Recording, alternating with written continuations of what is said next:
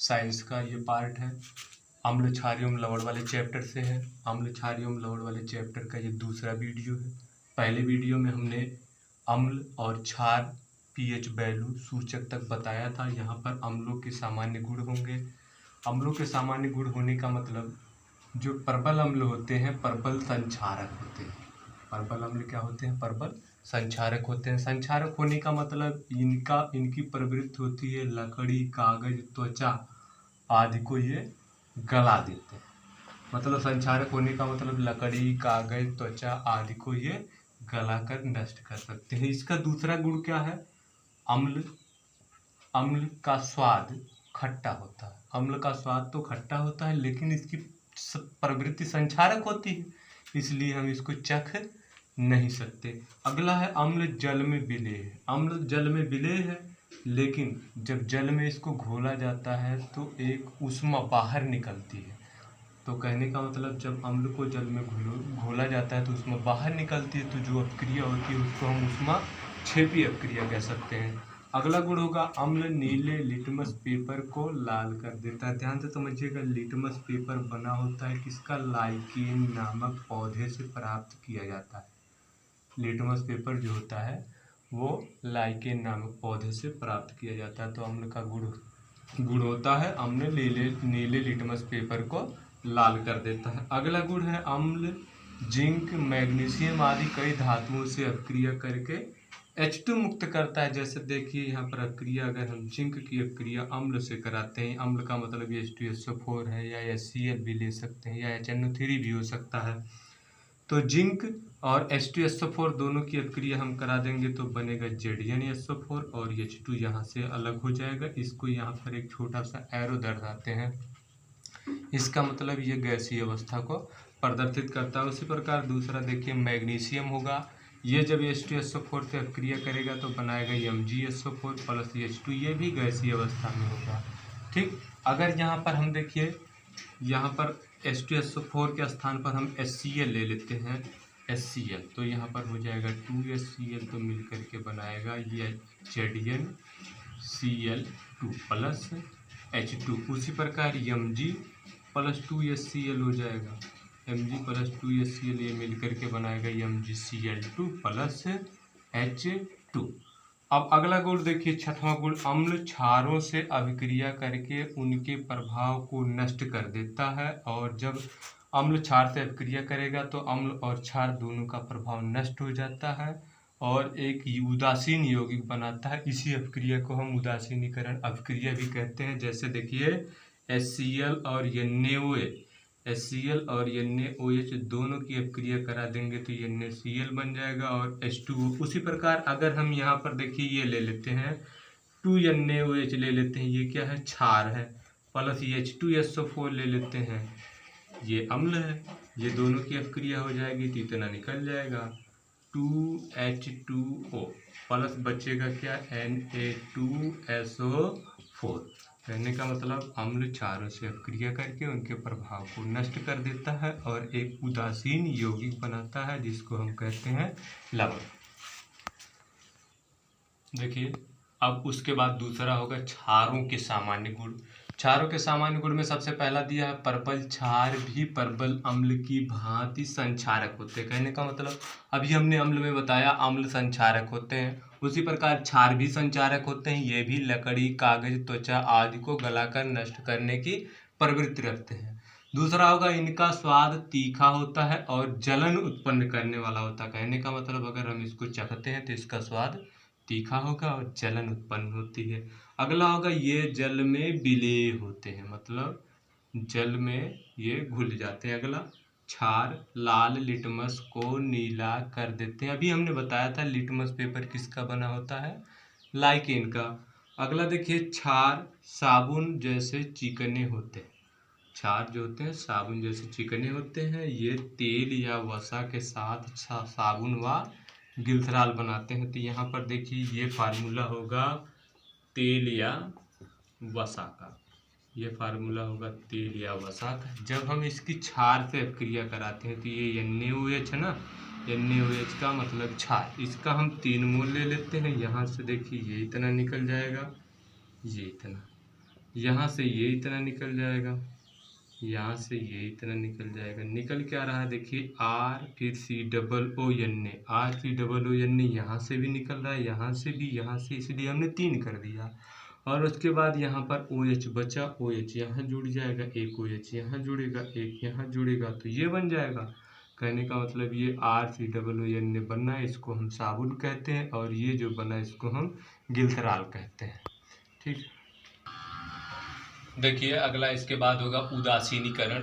उदासीनीकरण होने का मतलब अम्ल व क्षार की अपक्रिया को उदासीनीकरण कहते हैं। जलीय विलयन में अम्ल व क्षार अपक्रिया करके लवण तथा जल बनाते हैं। जलीय विलयन में अम्ल व क्षार अपक्रिया करके लवण तथा जल बनाते हैं। जैसे देखिए यहाँ पर हमने लिया HCl,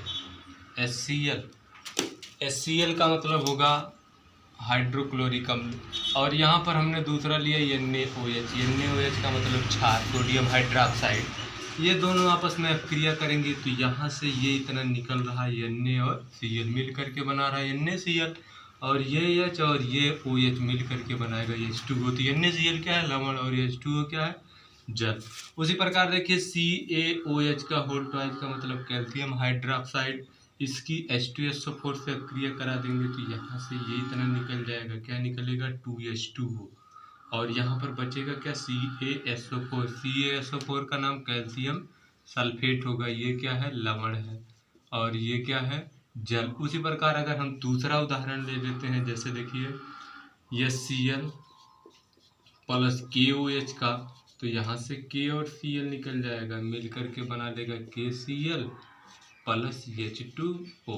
ठीक, ये हुआ उदासीनीकरण अपक्रिया। ये भी उदासीनीकरण और ये भी उदासीनीकरण अपक्रिया के अंतर्गत आता है। और उदासीनीकरण अपक्रिया में अम्ल और क्षार दोनों अपक्रिया करके लवण और जल बनाते हैं। देखिए अगला टॉपिक होगा लवण। लवण होने का मतलब किसी अम्ल व क्षारक, किसी अम्ल व क्षारक की उदासीनीकरण अभिक्रिया से प्राप्त आयनिक ठोस लवण कहलाते हैं। किसी अम्ल व क्षारक की उदासीनीकरण अभिक्रिया से प्राप्त आयनिक ठोस को लवण कहते हैं। जैसे देखिए NH3, इसका नाम होगा अमोनिया, और HCl का नाम जानते होंगे, हाइड्रोक्लोरिक अम्ल। दोनों की जब अभिक्रिया होगी तो बनाएगा NH4Cl, NH4Cl का नाम होगा अमोनियम क्लोराइड। तो ये एक लवण बनाइए, अब क्षारक है और ये अम्ल है, दोनों की अभिक्रिया से लवण बन गया। उसी प्रकार देखिए HNO3 का नाम होगा नाइट्रिक अम्ल, और NaOH का नाम सोडियम हाइड्रोक्साइड। दोनों की अपक्रिया करा देंगे तो यहाँ से ये इतना निकल जाएंगे। क्या क्या निकलेगा देखिए, ये इतना NaNO3 बन गया, प्लस H और OH मिल करके बनाएंगे H2O। अब देखिए लवणों का वर्गीकरण। लवणों का वर्गीकरण में लवण सामान्यतः कितने प्रकार के होते हैं, 6 प्रकार के। लवण सामान्यतः 6 प्रकार के होते हैं। इसमें सबसे पहला प्रकार है सामान्य लवण। सामान्य लवण होने का मतलब वे लवण जो अम्ल व क्षार के पूर्ण उदासीनीकरण से प्राप्त होते हैं। वे लवण जो अम्ल व क्षार के पूर्ण उदासीनीकरण से प्राप्त होते हैं सामान्य लवण कहलाते हैं। जैसे NaCl, KCl, H2SO4, ये सब क्या है, ये Na2SO4, NaCl, KNO3, NaCl, KCl, KNO3, Na2SO4, ये सब क्या है, सामान्य लवण के अंतर्गत आते हैं। दूसरा होगा अम्लीय लवण। देखिए दूसरा होगा अम्लीय लवण। अम्लीय लवण होने का मतलब किसी अम्ल के विस्थापनीय हाइड्रोजन परमाणुओं के आंशिक उदासीनीकरण से प्राप्त लवण अम्लीय लवण कहलाते हैं। कहने का मतलब इसमें जो हाइड्रोजन परमाणु होगा, अम्ल का हाइड्रोजन परमाणु वो पूर्ण रूप से विस्थापित नहीं होगा, ठीक है, उसको हम, और क्षार का OH परमाणु, OH मतलब हाइड्रोक्साइड आयन, वो पूर्ण रूप से विस्थापित हो जाएगा, उसको हम अम्लीय लवण कहते हैं। जैसे देखिए NaHSO4, सोडियम हाइड्रोजन सल्फेट इसका नाम होगा। उसी प्रकार NaHCO3, सोडियम हाइड्रोजन कार्बोनेट। देखिए इसका क्रिया NaOH प्लस H2SO4। तो ध्यान से देखिएगा, OH, NaOH से OH और H2SO4 से एक H मिल करके निकाल दिया H2O। अब बचा यहाँ पर एक H, ये इसी के साथ जुड़ जाएगा, मिलेगा NaHSO4, NaHSO4 मिल गया। ये कैसा लवण होगा, अम्लीय लवण। उसी प्रकार देखिए NaOH प्लस H2CO3। H2CO3 का नाम होगा कार्बोनिक अम्ल। H2CO3 का नाम होगा कार्बोनिक अम्ल। जब इनकी और इनकी अभिक्रिया करा रहे हैं तो H2 का मतलब कार्बोनिक अम्ल का एक H, एक हाइड्रोजन, केवल एक हाइड्रोजन यहाँ से और एक OH यहाँ से निकल करके H2O निकाल देगा, बचेगा एक H और CO3, ये सोडियम के साथ जुड़ जाएगा, बनाएगा ये NaHCO3। ये होगा अम्लीय लवण का। उसी प्रकार अगला देखिए क्षारीय लवण। अम्लीय लवण का जस्ट उल्टा होगा क्षारीय लवण। इसमें देखिए ऐसे लवण जिसमें विस्थापनी OH मूलक होते हैं। कहने का मतलब क्षार का OH समूह पूर्ण रूप से विस्थापित नहीं होगा और अम्ल का हाइड्रोजन परमाणु पूर्ण रूप से विस्थापित हो जाएगा, उसको हम क्षारीय लवण कहते हैं। इसका उदाहरण हो जाएगा ZnOHCl हाइड्रोक्सी जिंक क्लोराइड। उसी प्रकार दूसरा होगा MgOHCl हाइड्रोक्सी मैग्नीशियम क्लोराइड। इसका रिएक्शन देखिए ZnOH का होल ट्वाइस जिंक हाइड्रोक्साइड हो गया, इसकी HCl से अभिक्रिया करा देंगे तो H2O अलग हो जाएगा और मिलेगा हमको ZnOH और Cl। ठीक है, ये हुआ क्षारीय लवण। ठीक, देखिए ये अगला होगा मिश्रित लवण। मिश्रित लवण होने का मतलब वे लवण जिनमें एक से अधिक प्रकार के धनायन या ऋणायन होते हैं मिश्रित लवण कहलाते हैं। जैसे NaKSO4, इसमें देखिए एक से अधिक प्रकार के धनायन है, जैसे सोडियम और पोटेशियम, दो धनायन है और एक SO4 एक ऋणायन है। ठीक है, तो ये कैसा लवण होगा? मिश्रित लवण। ठीक है, उसी प्रकार अगला होगा द्विक लवण। द्विक लवण में हमने क्या बताया? दो सरल लवणों के जलीय विलयन के वाष्पीकरण से, दो सरल लवणों के जलीय विलयन के वाष्पीकरण से प्राप्त लवण द्विक लवण कहलाते हैं। जैसे फिटकरी। फिटकरी का फार्मूला होगा K2SO4 और इंटू Al2SO4 का होल थ्राइस इंटू 24H2O। इसमें देखिए इसमें क्या बताया गया? दो सरल लवणों के जलीय विलयन के वाष्पीकरण से, तो एक सरल लवण ये K2SO4 हुआ, दूसरा सरल लवण ये Al2SO4 का होल थ्राइस हुआ। इनके जलीय विलयन ये जो मिलेगा तो जो बनेगा उसको हम द्विक लवण कहते हैं। उसी प्रकार एक नीचे है मोहर लवण। मोहर लवण का फार्मूला, इसको हम फेरस अमोनियम सल्फेट भी कह सकते हैं। ठीक है, फेरस अमोनियम सल्फेट। तो यहाँ पर देखिए FeSO4 एक सरल लवण है और अमोनियम सल्फेट एक सरल लवण है, दोनों का जलीय विलयन मिल करके बनाएगा द्विक लवण। और लास्ट है छठवां संकर लवण। संकर लवण होने का मतलब दो या दो से अधिक सरल लवणों या उदासीनीकरण अणुओं के संयोग से बने लवण जिनका एक या दोनों भाग ठोस या विलयन दोनों अवस्थाओं में अस्थायी होता है, संकर लवण कहलाते हैं। जैसे K4FeCN का होल 6, अगर हम इसका अपघटन करा देंगे तो ये बनाएगा 4K पर प्लस प्लस बनाएगा FeCN का होल 6, इस पर -4। ठीक है, तो ये पूरा अस्थाई है, इसलिए इसको हम कहते हैं संकर लवण। ठीक है प्यारे बच्चों, आज के लिए बस इतना। आगे मिलते हैं नेक्स्ट वीडियो में। अगर आपको वीडियो अच्छा लगा हो तो चैनल को सब्सक्राइब करिए, लाइक करिए, शेयर करिए अपने दोस्तों के पास।